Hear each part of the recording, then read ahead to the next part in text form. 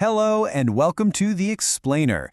Today, we're going to put a name to a feeling that, let's be honest, a lot of us know. That sinking feeling of being unfairly targeted at work. So let's get right into what that's called and, more importantly, what you can do about it. So have you ever had that feeling? That little voice in your head at work saying something just feels off? Like you're being singled out or maybe even punished for something, but you can't quite put your finger on why? It's a really unsettling place to be. And if you've been there, you are definitely not alone. And these feelings, they often come from very real stuff. It could be something really obvious, like being bullied or harassed. Or it could be more subtle, like your hours suddenly get cut right after you brought up a safety issue. Maybe you find you're being left out of important meetings. Or you make a legitimate complaint, and it just gets dismissed. These aren't just you having a bad day. They can be signs of something bigger. And that something bigger, that pattern, it actually has a legal name. It's a concept called adverse action. So let's break down what that really means. Okay, so the official term is adverse action. And it's so much broader than just getting fired. Think of it as any kind of conduct by your employer that basically hurts your job situation. It could be getting demoted, yeah, but it's also being denied a promotion, or having your job changed for the worse, or being discriminated against. Let's just boil it right down. It's any action where your employer intentionally does something to put you in a worse spot. And that word intentionally is so important here. We're not talking about a simple mistake or an accident. We're talking about a deliberate choice. All right, so it's one thing to be able to name the problem, but what's the solution? Well, the good news is the law gives you a powerful, what I like to call a protective shield. Let's see how it works. This shield comes directly from a big piece of law called the Fair Work Act. And inside it, there's a really powerful set of rules designed specifically to protect you from the exact kind of unfair treatment we've been talking about. So these rules are called the General Protections, and their purpose is actually pretty simple, but incredibly powerful. It is flat out illegal for your employer to take adverse action against you because you have or you use a workplace right. Right, so that brings us to the obvious next question, doesn't it? What in the world is a workplace right? It sounds kind of broad, but it's actually defined pretty clearly. So a workplace right covers a few things. It could be a benefit you're supposed to get, like sick leave. Or it could be a duty that's part of your job. But honestly, the one that comes up the most is number 4 on this list. You have a right to make a complaint or even just an inquiry about your job. That's it. Just asking why your pay looks wrong or asking about your leave balance, boom, you're exercising a workplace right.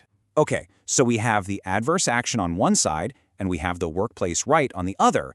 But here's the thing, just having both of those happen isn't enough. The two have to be connected. And this is the absolute key to the whole thing. The action had to have been taken because you used that right.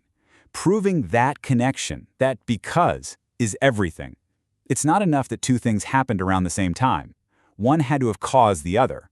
That's the link that officials are going to look at really, really closely. Now, this is where it gets super interesting. What if your boss gives a totally different reason? They say, oh, we cut your hours because business is slow. Well, the law is pretty smart about this. Even if there were other reasons, if you exercising your right was a substantial and operative reason for what they did, it's still unlawful. Think of it like this. If your complaint was one of the main ingredients in the decision-making stew, then the whole dish is tainted. And this protective shield we've been talking about, it's even bigger than you might think. It's not just about making complaints. Let's do a quick-fire round of some other really important areas that are protected. First up, the big one, discrimination. It's illegal for your employer to put you at a disadvantage because of who you are. Your race, your age, a disability, being pregnant, your political opinions, all of these are protected. Next is sexual harassment. The definition here is really clear. If the behavior is sexual, it's unwanted, and it would reasonably make someone feel offended, humiliated, or intimidated, that's illegal. And you are absolutely protected if you speak up about it. This one's so important. You can't be fired just because you're temporarily sick or injured and you need some time off. Now, this protection holds for up to 3 months of absence, which gives you a bit of security when you really need it. The shame arrangement. This is designed to stop a pretty common trick. It's where a company might call you an independent contractor to get around paying you entitlements like leave or super, when in reality, you work just like an employee.